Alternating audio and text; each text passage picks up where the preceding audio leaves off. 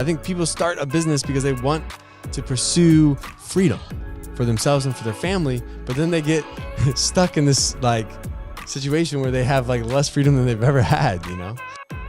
What about the 90-year-old that's at home?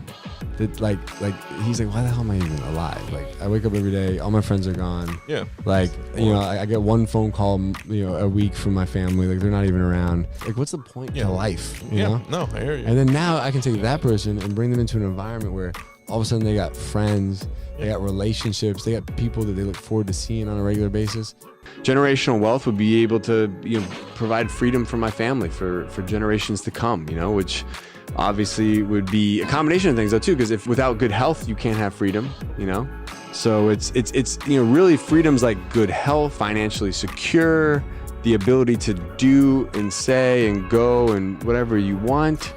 What are you just naturally good at? Because you might not like something that you might be really good at, but the reason you don't like it is because you haven't put enough effort into it yet to like get into whatever like groove that particular gift or that skill set you have needs to be in order for you to excel and for you to find joy in it.